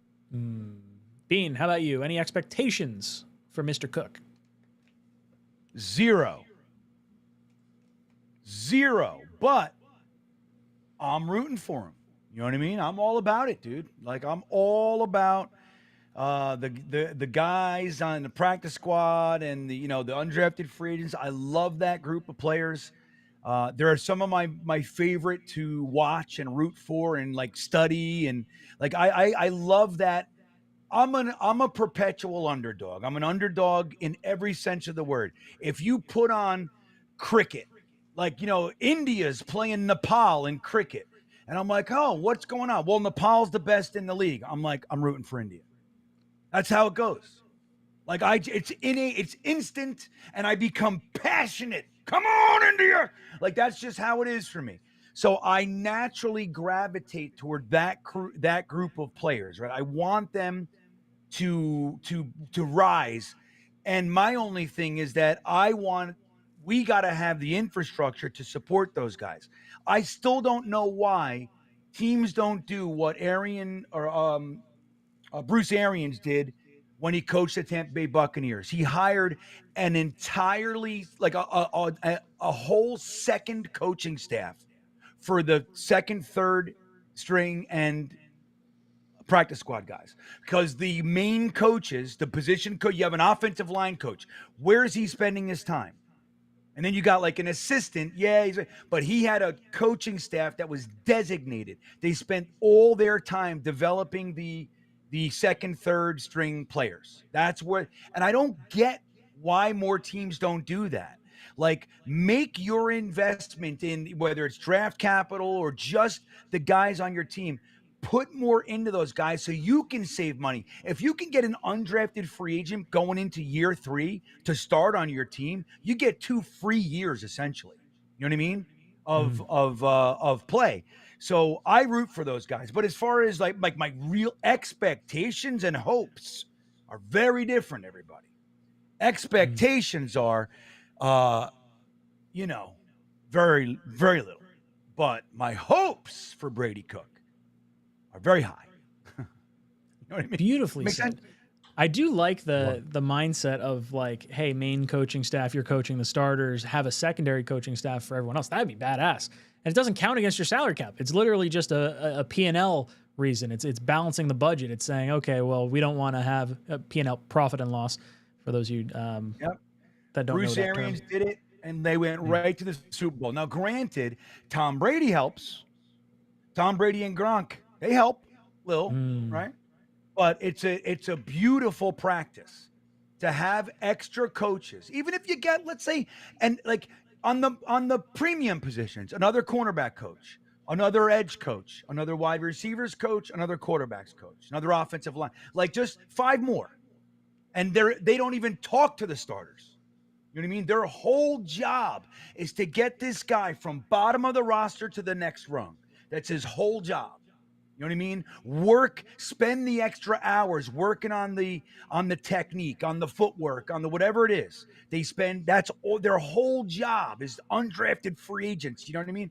That it would pay dividends. I don't know why they can't see it. That's why I hate everything. Because like you said, they're like, well, the stockholders, this is going to knock it down 0.3%. Let's go look at the grid. Let's look at the diamond and see if it's worth it. Like, that's why I fucking hate it. I'm like, it's football. You know what I mean? That's how I see it. But look, in 10 more years, I'll be on a fucking rocking chair on a porch. I'll have made whatever I can make. My wife will be bringing me tea, and I'll be like, I don't like this tea. And then whatever. And nobody will hear me, and you guys can fucking nerd it up or whatever you want to talk about, and I'll be fucking somewhere else. You know what I mean? And I'm ready for that because you guys are smarter than me anyway. I'm ready, dude. We're gonna strap a GoPro and a live stream camera to you. You're not leaving this show regardless of how old you get. We want your Welcome to the dumb rocking self chair here. with Green Bean. We're gonna weekend at Bernie's you, my friend. It's gonna happen. There you go. As long as I'm dead, I don't care what you do. Travis comes in, says, when your notification pops up on Facebook and says Quincy Williams follows you, I'm going to say, I don't believe it. I'm not so sure Quincy Williams has a Facebook. But maybe he does. I'm with you, though. I don't buy anything. Everything's That'd be fake. exciting. I've had Did you hear Facebook about once. where it's like, oh, wow, this person's following me. I'm like, that person's got 10 followers. I don't think that's who he says he is. I'm being catfished. Did you see the Dave Chappelle joke about the fake Twitter Dave Chappelle? Did you see that? I don't think, no, I He's definitely like, I did don't not. have, oh, it's so good, dude. He says, I don't have a Twitter page. He said, but there's somebody out. When I tried to join up, there was already a Dave Chappelle with like 100,000 followers, and he's putting out my stuff. And he's like, and I would have been mad, except he was funny as shit. So I just, all right. But then he said, my fake Dave Chappelle got into a battle with Cat Williams. I did And hear he's like, this. and I don't see him too much. Whatever. So, but then he ran into Cat Williams at a party, and he was like, oh shit, man. He's like, this is going to be tense and everything. And then he finally went up to Cat Williams and said, hey, you know, I just want you to know that ain't me or whatever. And Cat Williams said, I don't even have a Twitter. So it was like both of them were fake. You know what I mean? And everybody's buying in into this whole thing. Oh, it's funny, man. It's like, but yeah, that's the thing. You don't know. And they both had check marks, and you know what I mean? Dude, it's dead internet theory. It's ever since like 2016 or 17 or whatever that like, I think it's like 75% of the traffic on the internet is all bots and like people you argue with and the like in the community, not in the community, but in like comment sections on stuff is all like just AI algorithm driven like prompts and responses, which is like really crazy, which makes YouTube kind of fun because you know the three of us are legitimate people and that's what makes the fun. There's an authenticity to the three of us and YouTube in general. So when all that AI stuff starts coming after you, just know we're clunking it up over here. That's right. We're real. City Bert says, if it's 5 wins, 3 of them need to be division wins. I'll be honest, City Bert, I could totally see the Jets going 1-5. Like, I think we're going to get swept by the Bills. I think there's a good shot we get swept by the Patriots. And, like, we might need Tua to get hurt to win one of the Dolphins games. Like, I don't think I hate to be this negative, but I don't think this division's going to be kind to us this year. I think that New England team's going to be very well coached. I thought they had one of the better drafts this past year. You know, maybe the quarterback takes a step back or something else, but the Bills are still going to be good. And Dolphins, I think, are a good team. So I think 3 wins in the division would be very optimistic. Matt, how many wins? Yeah. 2-4 in the division.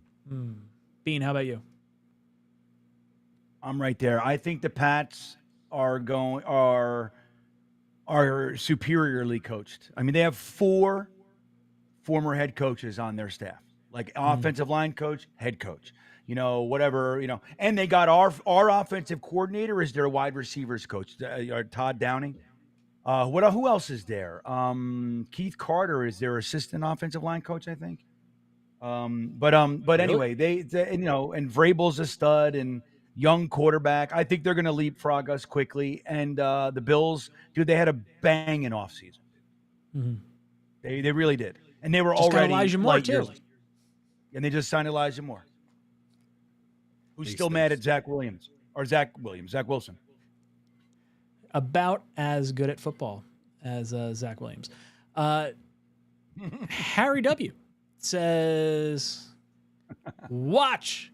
We open the season against Pittsburgh with Aaron Rodgers at quarterback on Monday Night Football. Ha, ha, ha. That's kind of been what all of us have been saying. Like, if Rodgers plays Pittsburgh, the Jets will have a primetime game against Pittsburgh, and it will be earlier in the season because it'll be with enough mystique around Aaron Rodgers' return. It will be before the Jets either have like a bad season or too much is known about Justin Fields.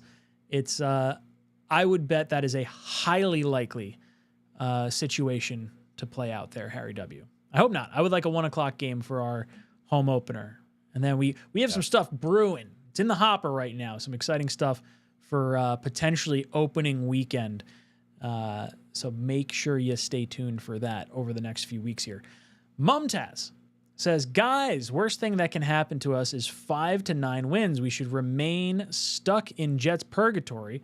We would remain stuck in Jets purgatory. Klubnik and Manning would be out of reach unless we give up so much capital that we suck even if we get them. So I don't think this roster is that far off given another off season of free agency, a year of development, and draft picks. Like I don't think you're giving up an entire draft class. Like if you're looking to move up, like let's say you're sitting at pick 10 and you got to get up to pick 3 or something, and you have to give up. You're giving up a first round pick in multiple years probably to get up to get the quarterback you want. But that doesn't mean you're not going to have impact players across those years either. I do think Manning probably does not come out next year. I think he'll come out the year after that. And there's going to be a few good quarterbacks that are coming out. I was starting to watch them because it's hard not to like think a little bit ahead here. But let me just see if I could find the list. So the top quarterbacks per Tankathon right now, they have Arch Manning, Drew Allar, Garrett Nussmeier, Lenoris Sellers, Cade Klubnik, Nico Lamaliva, Sam Leavitt, and Carson Beck. If Sellers comes out, I think he would be a really fun quarterback to watch. I do like Klubnik a lot, and I like Nussmeier a lot. Allar, I'd like to see more development from this year. I'll be honest, I like Lamaliva, but I don't like how this last like offseason kind of played out. That put a sour taste in my mouth. But there's going to be a bunch of good quarterbacks. And the Jets, you might be in a situation where you don't necessarily have to trade up to get one, but I don't think it's going to kill us if we do. So I want to see as many wins as possible, and I'd rather give up picks to get our guy than stink so bad that players don't want to be here and have the opportunity to get a guy.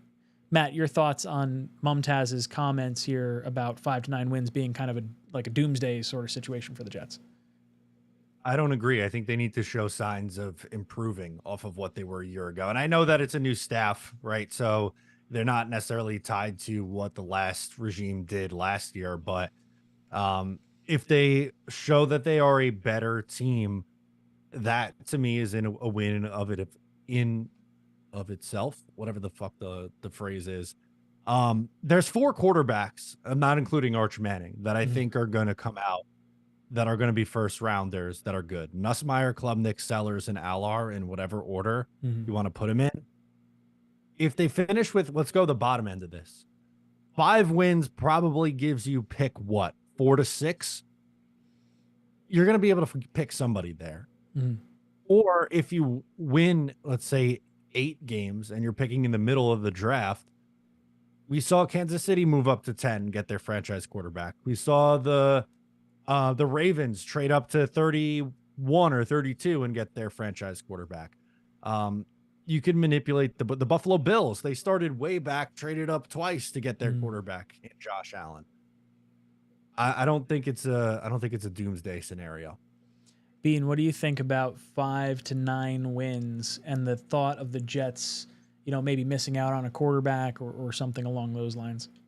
Well, I know exactly where Mumtaz is going. I know you guys too. And I think it all depends on what we see. Like if we got 6 wins and we lose 4 games at like in the last minute by a field goal, that kind of a thing. And you see it, like we're not there, but this team is scrappy and fighting and clawing. We just don't have the horses yet. You know what I mean? That is a very good sign. And that can make a 6-win season into a really good positive after a 50% tear down and a flip of the house organizationally. Now, if we're just, we suck and we manage to scrape together 5-6 wins and or 5 to 9, like you're saying, Mumtaz, and it pushes us out of the top 10 or, in a thick quarterback class where they're going to go the top 4 or 5, that sucks. And I get it. And then you got to trade the next year's picks to get up. And that's what the Jets do. So the word purgatory is exactly what it could look like. So I don't know if it's not definitive. And like Matt was saying, we really got to pay attention to what this season is, what it looks like, what the wins mean. Again, if we pull together 6 wins, 7 wins, and we lose a few that we really could have had, but we're immature, we're not glued, we're not gelled yet. There's silly mistakes and by the rookie, and Aaron Glenn makes a boneheaded decision because he's a rookie head coach, and all those kinds of things. But you can see the difference.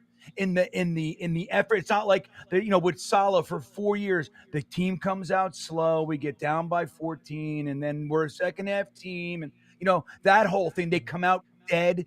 Like that's it was the same thing for 4 years. It didn't matter. Aaron Rodgers, Mike White, Justin, whatever his name was, Tim Boyle, Zach Wilson. It was the same thing. We couldn't score points. It was a field goal fest most games, but the first half, it was like when the Jets came out in the first 2 drives, we were playing fast. It was instantly recognized. We were like, whoa, because it was so few and far between. So if we can see that, then a 6-7 win season becomes, okay, our young team was able to match the best output that Salah could get in year 1, and we're going to be adding. And we're getting rid of a few more of the dead, of the older guys. And, we can upgrade Josh Reynolds and those kinds of things. Or whoever, just as a name. Then it's a good thing. So there is a difference. Sadie Burt says, instead of extra coaches, why not babysitter like Eagles do with Becton and Jalen Carter? Make sure they eat right and sleep properly 24/7. Yeah, if you have problem children or problem players on your team, we knew Becton coming into the league had a nutritionist at points in his collegiate career. Why the Jets did not have him followed around with a nutritionist, say, hey, this is your guy. We're going to, anybody that has the potential to balloon like that should 100%, or character concerns like Jalen Carter had, you should 100% invest in that. But we don't. We were talking about it I think it was last week. The Jets were 6 scouts short on their scouting team. 6 scouts compared to the rest of the league. And apparently we're one of the lower paid, scouts out there. So it's really frustrating from a staffing perspective. It doesn't seem like we have all that much emphasis on the behind the scenes things. We'd rather spend the flashy money on the crazy players that aren't going to work out historically, Jermaine Johnson or, CJ Mosley for the first part of his contract really didn't work out. And then the back end of it, looked a lot better. Le'Veon Bell, those sorts of things. It would be nice to invest in some of those extra coaches and babysitters and whatnot. So I think we're sort of on the same page, City Bird. I wouldn't disagree. Matt, anything to add about having, ancillary coaches or helpers even? Heck, you got the guy that pulls McVay back from the sidelines when he's about to cause himself a penalty. That's something you should have if your coach is going to be causing penalties. No, you sit down with your coach and go, hey, how old are you again? How old are you? He goes, 41, coach. Well, then you got to fucking stop doing that. Okay? That's 15 fucking yards, idiot. How many billions of dollars does Woody Johnson have? He could pay a dude probably not a whole crazy ton of money to pull him back. Put your coach on one of those baby leashes and just pull him back. Oh, Salah had one for 4 years, and see, he only needs it when we're good. So we weren't good. He didn't need it. Yeah, it's fucking the dumbest thing I've ever seen. A get back coach. I can't even imagine. I'll be the get back coach. Put me on the sideline, coach. Me I'm not too. stopping Salah. He's a big dude. But I'll fucking tackle Salah. I'll fucking pick that guy up and slam him right on his fucking head. I met Salah. He's big dude. He's a big guy. You think, oh, he's big. So when you reach out, you shake his hand. It's he's big. You know what I mean? Even Joe Douglas, they're big humans. All those guys. It's Salah's big. I'll take him from behind though. Fucking just shoulder is behind his knees. Take him down. Jump on his back. Won't be able to get me. No. Don't jump on. No, you jump on his back. You're gonna be fucking running upstairs with him for an hour. You gotta. He won't even know you're there. No, I'll have no idea. Dive in the back of his knees. Take the 15 yards. Fucking take him out. Sweep the leg, Johnny. That's how you got to get Salah. Oh, I love it. All right, so I wanted to get to this before, but let's jump over to where are we? Let's see, screen share. We're gonna go over to an article from Michael Nania, Green Beans boy tonight, talking about Azarai Thomas. Let's see if I let me shift it down here. Bam. So a few key points. Nania really likes this selection because of the value at the position. Now, at one point, you can see here, Thomas was ranked as 52 overall, or actually at the end of everything. He was ranked at 52 overall. The Jets nabbed him 21 slots later. And as recently as April 4th, he was up to 40th on a consensus big board. And it wasn't uncommon to see him mocked in the late first round. So getting a pick at 73 has got to feel pretty decent. His trajectory was pretty cool. Look at this. With increased snaps in each of his 3 years, went from 300 snaps to nearly 500 snaps to over 750 snaps. His yards per target allowed went from 11 yards to 7 yards to 4.3 yards. Passer rating allowed, 119 to 89 to 50. So he's trending in the right direction. So the Jets are getting a young player that is pretty exciting, all things considered. They did, let's see, you can look at some of his highlights where we kind of... Yeah, but this is tough to make out because I'm not seeing a diamond, and I need that. You need a diamond in the third round? That's... What would his projected salary be? You're talking about the grid. In week 4 last year. Yeah, right. And what's the difference between week 3 and week 4? That's going to tell. You know what? I pull up one thing that might be interesting on a dead week, and Green Bean's got to poo-poo it. Well, let me push my nerd glasses up, and I'm going to Here's the thing. When you say something might be interesting, you're opening the window for another option, which is that it might not be interesting. It's a 50-50. Right. I get it. It was interesting to a lot of people, I'm sure. You brought up the contract. I was like, all right, well, let's take a look at this. Let's take a look at the diamond. We'll look at the diamond. Look at the valuation. The diamond chart. They should break it down by play. Yeah, I mean, I wouldn't do it by play. Salary from the third. Well, no, not a salary perspective. Say a salary per play. Like, oh, this guy, he let up a touchdown. Clearly worth nothing. $1 million. Yep. Oh my God, look at that play. $14 million a year. Whoop. Audio. Oh, don't do that. Not trying to do audio. I don't even know. They might get me with a wah. Copyright. Bam.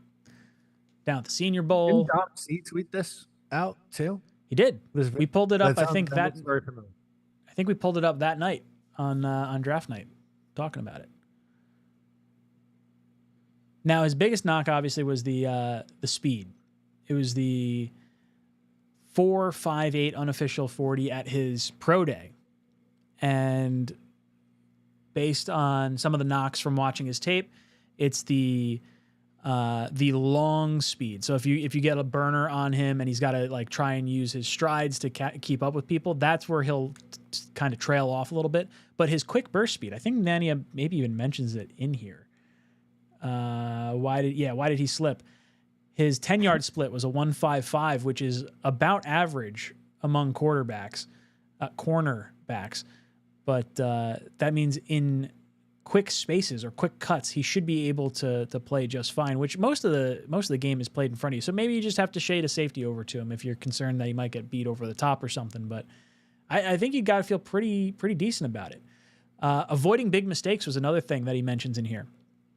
Across 3 years, Thomas was flagged just 6 times on over 1,500 defensive snaps. He had 3 penalties this past year in 755 snaps. Additionally, he kept everything in front of him. He had the largest gain that went against him this past year was 21 yards. He was one of 4 cornerbacks with over 300 coverage snaps that did not allow a reception of more than 21 yards. Toss in the fact that he was credited with 0 touchdowns allowed. And he was the only cornerback in college football to allow 0 touchdowns and 0 receptions of 25-plus yards while playing 300 snaps. So when you filter it down a little bit more, I don't know. I'm feeling pretty good about our selection of A.Z. Thomas. Now, if you guys didn't see Aaron Glenn mention, I look at play speed more than timed speed. And I think that's a fair evaluation while also keeping in mind, like, speed does matter at the next level. The NFL is much faster than college. The teams you're facing at FSU are going to be significantly worse than the teams you're going to be facing on Sunday. But you're not going into this thing expecting A.Z. Thomas to be your starter this year. This is a guy that you're projecting could be a starter in the future. So I really like this pick. I didn't go too much further down here. Let's see. Best pick in the long run he talks about. Let me just see if there's any other quick hitters here. Glenn did mention Brian Branch when talking about Thomas. The Lions drafted him in the second round in the 2023 draft. Branch played slot corner in college and ran an identical time, 4.58, before transitioning to safety in his second NFL season. That would be crazy. But I think he's going to stay at a corner. Green Bean, I know, and Matt, both you guys were a little bit maybe frustrated with the position selection at that time.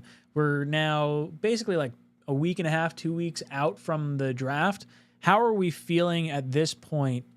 Some of the stats that I mentioned here throughout this article about AZ Thomas. Are you feeling a little bit better about it? Still feel we should have gone a different direction? Bean, I'll give you the floor first. Yeah, no, I'm okay with this pick. Again, like in the moment, which is why, just so you out there, and Matt and Ryan and myself, we've talked about this. Like, we know that putting our instant real-time reactions out there creates a potential for us to show our ass, right? And it's forever. You can go back 6 years ago and find us rooting for guys or being excited or hating, being dead wrong. And that's okay. It's fine.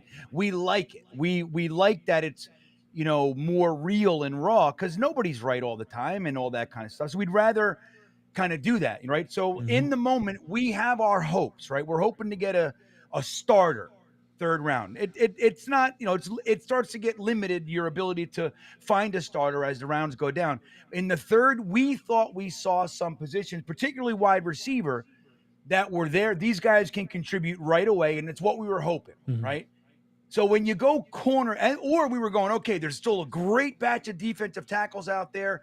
There's some really good offensive line depth. Like there was all kinds of stuff we were talking about, and they went cornerback. So if we're going to be like, oh man, now it turned out Dom C hopped on right at the perfect moment. He's like, bro, one of my favorite players in the entire draft, right? And you look at this guy and everything. So not the position maybe we would have went, and he's not going to start this year, barring some sort of unforeseen, injury, something like that, knock on wood. So it's not what you want to see in the third round, especially the way our team is now, because we got so many holes. I would have preferred a third round safety right out of, just because it filled a need, a greater need, you know what I mean? But I like the player.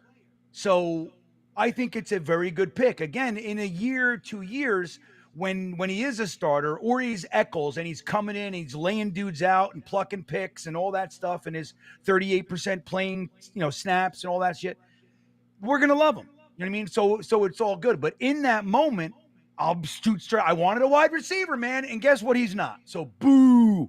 And that's what we do. But now, like you said, a week later, 2 weeks later, whatever the hell we are, it's like you look at the player and you're like, all right, look, we got a good one. And that's ultimately the goal of the draft, is to bring in the highest concentration of good quality coachable talent that you can. The positional need is definitely secondary to the level of talent that you can bring into the team. If you have a good coach, he can find places. He can make, but you know what? Getting my best 11 on the field at the same time means that I got to pull a free safety, and I got to go with this kind of a defense, and I can create. If they can do that, then we're in good hands. If they can't, if it's a coach that needs the exact 11 players, or I can't coach because I need my defense, one of those, where's my diamond? If he can't do it, then we're in big trouble. You know what I mean? So, hey, I think we're banking on the ability for this group of men to coach. That's what it looks like to me. Doesn't it look like that? So Yeah. Hopefully they can. Matt, your thoughts on AZ Thomas? Yeah, like Green Bean was saying there, on draft night, it wasn't my favorite choice because I looked at the wide receiver room and I was very nervous. And, someone like Jalen Noel was there, who I really liked in the draft. And that's where my head was at. Right. But looking at just specifically the player and throwing out who else was there and all that stuff.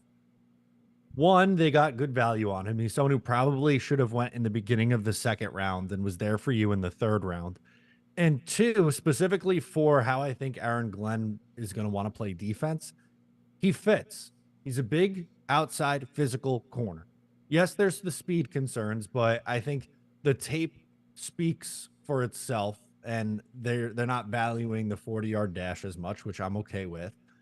But he's going to be a pain in the ass to get off the line of scrimmage against, and I think in a year from now, potentially, I don't know what they're going to do with Brandon Stephens. That's maybe a conversation for another day. But I see a world where Sauce Gardner and AZ Thomas are the two starting outside corners, and where, you know, like there's a vision. I see the vision that Aaron Glenn is trying to put together and build in that cornerback room. I'm excited. As Bean mentioned too, and Matt mentioned, the draft night reactions are great. I mean, you go back to that first draft we did together, and how excited were we for Denzel Mims making it to us in the second round. We thought we got a steal. We traded back and we got him. That was the win of the draft. Well, sometimes we look like we have egg on our face, and that's okay. That's what we're here for. He had a great rookie year. Salah fucking ruined that poor kid. He just got cut from the UFL team. He's done. He's toast. He's fucking fried, cooked. He's a banker. Yeah, it's cooked. Would have helped him with his food poisoning over here. Would have been nice. He was a gentle soul. You know, you can't. Dude, we drafted him in the second round. Then we got a new coach and immediately brought in Corey Davis, that other kid from the Jaguars. From the Jaguars. What was his name? I want to say Cole. Keenan Allen. It's not Keelan Cole. Keelan Cole. Right. And then drafted Elijah Moore in the second. Like, just right off the bat, we're like, nah, we're done with this guy. Yeah. And then food poisoning on top of it. Just like right off the bat, we're not fans of him. But we were pumped. Robert Saleh didn't like that whole 2020 draft class, barring Ashton Davis. That was the only one he liked. I mean, from a personality standpoint, I don't know too much about like the later ones, but from what I heard about Mims on the sideline, it seemed like he was kind of passive and he was very bad. Yeah, he was silent. Didn't like being hit. Not even just be silent, but like just very like would kind of mumble coming off the field and things like that, and was not as chipper as maybe you'd like to see your players be that highly drafted. And then Becton, we all know the gripes with Becton, but yeah, he was fat. Hard to come in at 400 pounds and blame other people. And injured all the time. Oh, it just sucks. Yeah. What could have been. Yeah, but Becton's out there. He had a great year. He just got himself a nice 2-year contract with a contender. Braden Mann's got himself a Super Bowl ring. You know what I mean? So there were keepers there. They just didn't like these guys. The Robert Saleh, there's nothing you can say to me to defend Robert Saleh on the offensive side of the ball. There's just nothing you can say. Yeah. Now, Mims, I think Mims, clearly he was fragile. So in order for him to succeed, you had to, he had no problem with Adam Gase. Adam Gase loved him. Adam Gase was throwing him deep balls. He was using them all over the place. He was great. And he was a very good blocker, so let him fucking mumble. But Saleh said he's got to learn 3 positions and the whole thing. And not to defend him, but clearly he couldn't handle it. It's like he's in, you need that right environment for him. So he didn't like the tough love, and they gave it to him. And so I don't know. But I think this regime is very different. What? I like what you said there about you got to learn the 3 positions, because based on the Arian Smith pick, it doesn't feel like that's the direction this staff's going to go. I think they identified Smith and said, okay, you're going to take the top off of defense. I don't care if you can't catch. You're going to clear it out of the way, so that way Garrett can catch and Mason can catch and Brees can catch out of the backfield. For me, I like where this regime is going. Now, to Salah's credit, we did have Greg Knapp. We did have LaFleur, who I thought was Greg one Knapp of our. Was the he was going to be the guy to groom everyone else, not just Zach, but also LaFleur as well. I thought LaFleur was a really good swing, and he wound up being the sacrificial lamb because Zach stunk. There were things I did not like about LaFleur, and the whole needing to know every position I thought was really irritating. But I thought from a play caller perspective, I thought he was pretty decent. He was a good he schemed schemer. guys open. So, but he was a good play designer, but he did not know how to manage the game.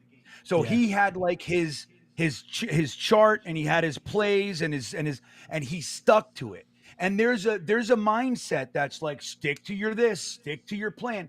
But a Belichick, who's on record 100 times going, you could know in the first quarter if your plan is off or not. And there are times in a game when you think you got the best plan in the world and you look on the field and you know it's over. You have to create a new plan on the fly.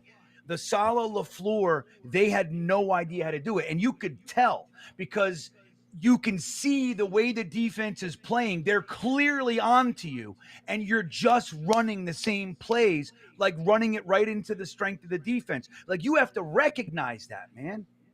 You know what I mean? You have to be able to morph and manipulate. It's like I've said it 1,000 times. It's my belief that the hardest a coach should work is the 3 hours on Sunday, not everything leading up to it. And then, look, we've done all our work, put it in action. No, that's when you're working. You know what I mean? All the prep, all the planning, yes, of course, very important. All the film, everything. But you got to be in that game looking at every single detail. And when something's off, even if it's just a player walking off the field with his head, when he gets to the sideline, that fucking face mask is going to see a hand under it. Ugh! And you lift it up and go, where are you? You know what I mean? What are you doing? You need to sit down.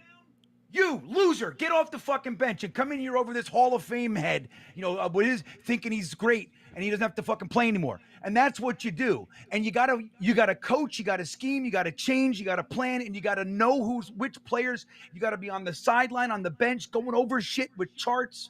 You ever watch like Peyton Manning and who was the offensive? Not before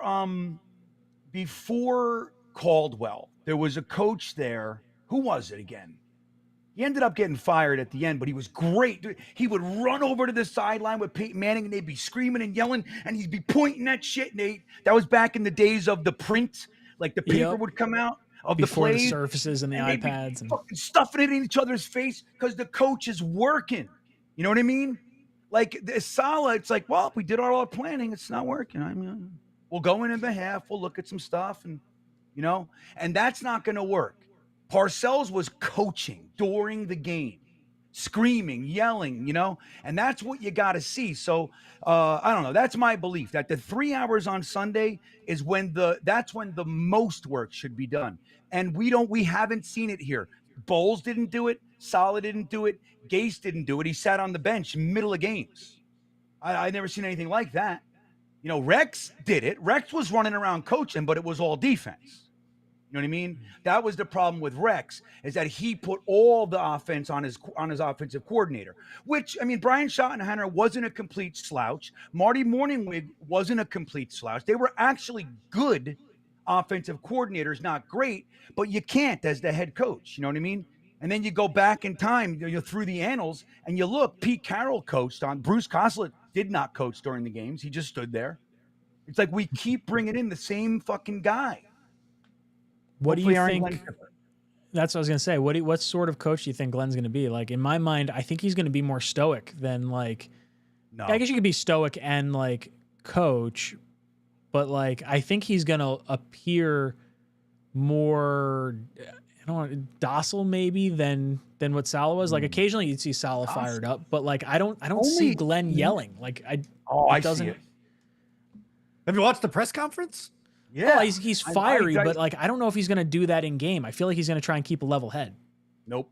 I think he's intense. Yeah, me nice. I'd like to see think that. Sean Payton, while he is measured, is also known to get in his players' faces and run around and yell and scream and bench guys and all that shit. He was under like the main mentors, if you will, are Parcells, Sean Payton, and what's his name in Detroit? Dan Campbell. Campbell, another one. They're all animated. They're all working during the game. I think Glenn, I would be very surprised if he ends up, because Saleh was incredibly stoic. He needed a get-back coach when we were scoring and doing good shit. He would yell at the refs from time to time. I would give him that. So, but to no effect. Nobody respected him in the NFL. It was like, we're always like the highest penalized team. Like it's a him issue, not a ref issue so much. Correct. So Saleh was incredibly stoic. Bowles was incredibly stoic, and Gase was on another planet. He was sitting on the bench. Yeah. By himself. Writing. Dear Mom, You're not going to believe what these players are calling me. Loser. There's this guy on Ugly. the internet that made a beach towel that said "gaze at my cooter." Yeah. Mom, they're accusing me of being on cocaine again. It's really getting tiresome. I haven't used cocaine since the switch to methamphetamine. Oh, God. Boys and girls, we have reached the end of our stream. We get to pick a winner. Oh, wait. Prize wheel. Let me add one more. I might be one or two behind, but here's another one. Let me see. The number will be 20 tonight. So let me see who's the last guy. Peter S. is the last guy. So he gets a couple entries because he had a super chat tonight. Our buddy from the Hudson Valley. So we got 20, Ryan. All right. We're going to do 3 generates, and the third one will be our winner for tonight. 2, and here's the last one, 17. Was that just, I think that just went 16, 18, 17. Right Nice. down the middle. City Bert, you're the winner tonight. Good buddy. Boy. City Bert, reach out. JetsTalk247@gmail.com or talkinjetshow@gmail.com. And let's see what you get. Open eggs this week. Eggs. All right, we're doing if he gets 3 eggs in a row, he's getting eggs. Get the second one. Eggs. Oh, show me eggs. One more. What do we got? Eggs. Shirt. Oh, damn it. Ooh, you get a dumb shirt. Ooh, you get a shirt. You get a cheap shirt. You could have got the real prize of eggs. Thinking's Dude, overrated. My daughter didn't get the eggs for a couple days the other day, and you said, you got to go get the eggs. She came in with a bag, 52 eggs. Wow. Have you ever seen 52 eggs in a sack? You make a lot of omelets. Yeah. Do you eat like a lot of eggs, or you wind up like giving eggs away? Like, what do you do? No, with well, those eggs? we do eat a lot of eggs, but my wife, my wife makes her own bread, sourdoughs, and all kinds of shit like that. So there's that. So we eat eggs, we use eggs, and we sell eggs. So we sell them for $5 a dozen. They're like, organic, free range, no whatever bullshit eggs. You know what I mean? Nice. Well, then you get farm taxes if you sell enough of them. It's great. I'm gonna. Well, there's a lot to that, but I'm Jersey. going I think it's easier. I'm gonna do something called water glassing eggs. You ever heard of that? No. What does that mean? So when you put like there's like a lime solution, not lime, but like lime, like the white powder lime. Yeah, like the stuff you sprinkle to get rid of like dead smell. You get like a big jar. Yeah, when you're dead bodies. I got lime laying around for no apparent reason, but I got it. I'm just saying, grab some of your lime, but you put lime in water, and then you put the eggs in. You don't clean them. You just as they're as they're natural. You put them in the water, and then you seal the mason jar, and it'll keep for like up to a year. So this way, when they stop laying, which is like when it gets cool, right around like November, they stop laying, and I'll have enough eggs to carry us through the winter until they lay again. I did not know that was a thing. That's really cool. Yeah. I'm learning a lot being a fucking rural Virginian. I go to these I go hang out with these guys. Like I went to something called a pig picking a couple weeks ago, where like we call it a pig roast up there in New Jersey. Same thing. But the difference is he's got 400 acres, 400.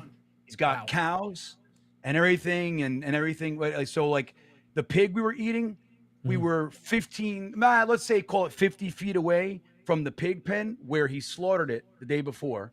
So it's like the thing was a lot. You know what I mean? He slaughtered it right there, put it on the spit, roasted it, carved it up, and put it on a plate. And here, you know what I mean? It's like and I'm just hanging out with those guys, talking about mending fences and water glass and eggs. We're gonna go to a feather. He's got the meat chickens, and like next week or 2 weeks from now, we're going to the feather pulling party. Is it like a you just hey, come over to my house. We're gonna choke some chickens and. Well, no, yeah, dude, I swear. So it's like, I'd be lying if I said I knew the details because I'd never done it. But we're going because, like he's got enough. He does like 60 chickens, and then like so the way it is, like a chicken a week for the whole year. know what I mean? So, but he'll give a couple. If you come and help, then he'll give you 2 chickens. You know what I mean? You get a couple of chickens for free, but then you learn how to do it. But there's a machine that plucks them, so it's a chicken plucking party. And you go and there's a whole process. So like everybody gets like, they get their station and we all just help out and we learn how to do it. But you put them in the machine. Like once they're killed, I'm not killing them. I mean, I don't know, maybe I will. I don't. I had my dog half killed a chicken and I took an axe. It was like laying on the ground, like fucking kill me. And I sat there for 20 minutes with an axe like Let this. it bleed out. I couldn't do it. And then it died. I was like, I'm sorry. I couldn't do it, so I don't know. Oh, please, please, sir. please. Please kill me. I'm like, I'm trying. I just couldn't do it. But yeah, so I don't know. Maybe they'll teach me how to do it. They got the right tactics. Some of these guys just pick the chicken up and spin it. They just grab it by the head and you spin them around. They do that. You hillbillies down there. I'm living in the sticks. And this is some backcountry, dude, I live in these people are producing some of the food. Like there are, 1,000-acre farms that I drive past on the way to work every day.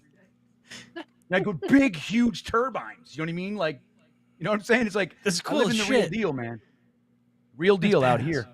I went to a birthday party in a barn a month ago. I just pictured that poor chicken bleeding out, like, please. Yeah, it was laying there on my driveway. There it goes. Ryan will kill it for us. Just launch it out of an ejector seat. Oh, boys. Oh, let's go around our panel. Let's give our closing thoughts. Bean, any last words? Well, I'm going to answer Harold Paul's question. He's asking, why is Green Bean so twitchy? Well, I'll tell you why, Harold, and this may or may not be news to you. I have Tourette syndrome. I've had it my entire life, and my tics, like whatever little thing I'm doing, changes for about every month or so. It changes to something else. Right now, I got this fucking weird head thing going on. So in about a month or two, it'll go away, and then I'll be going like, or some weird shit, But when I was in high school, Harold, I used to make a noise. I used to go like, ooh, ooh, right? And that my English teacher didn't believe me, and he fucking sent me to the principal, and they sent me to a neurologist. I was a junior in high school, and I went to the neurologist. Long story short, he diagnosed me with Tourette syndrome and gave me a letter that said, I have Tourette syndrome, and when I get excited, profanity may come out of my mouth. I can't be held accountable. It's a medical condition. And that's why you see the free-range fucks, because I just embraced it. I carried that letter around like it was a fucking badge. Oh, my God. That is amazing. So that's what it is, brother. It's the truth. I don't have, like, the extreme, like, fuck, but I definitely have it. I've had it my whole life.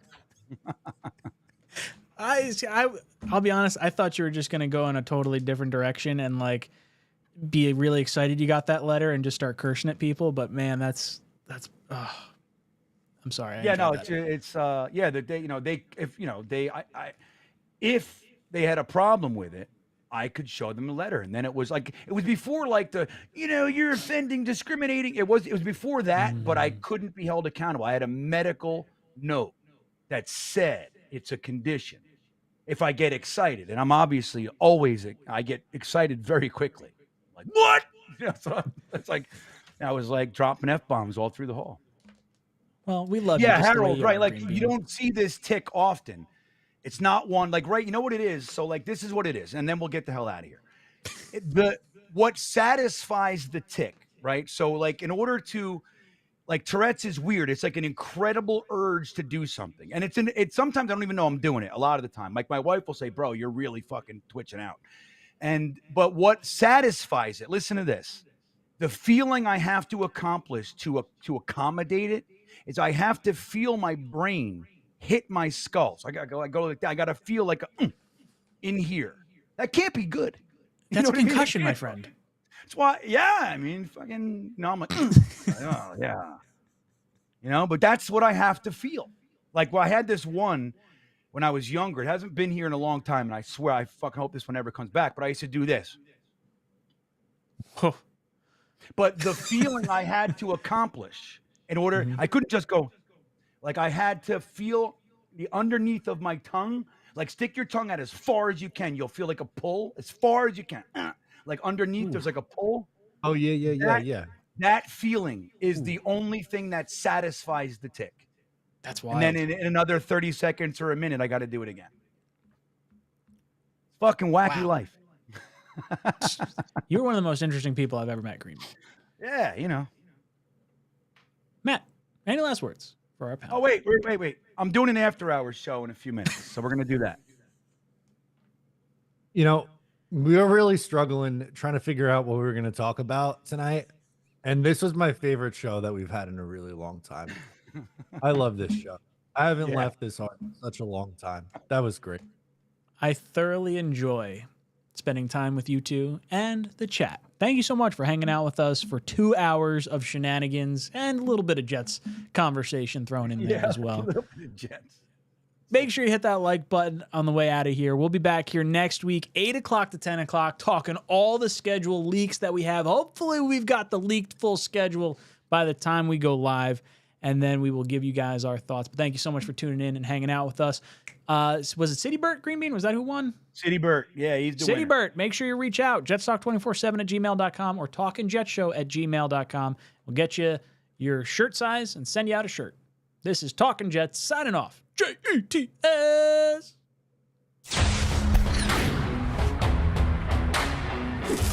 Just go somewhere else. I can't take this nonsense anymore. How are you going to blame the defense?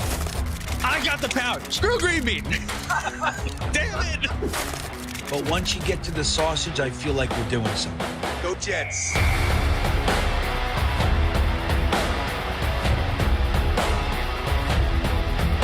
And that's the other part of it is that people are insanely jealous of this show. This show gets the best of the best, and it does a different way with positivity. He scores! Ow, my head. No, come on. What would you give up to see a Jets Super Bowl? All of my friends and family. Hit those milk thumbs, boys and girls. Freeze frame. Jets! Jets! Hold on to your underwear, ladies, and stand by, bitches. It's now time for Talkin' Jets with your hosts, Matt, Ryan, and Green Bean. Jets!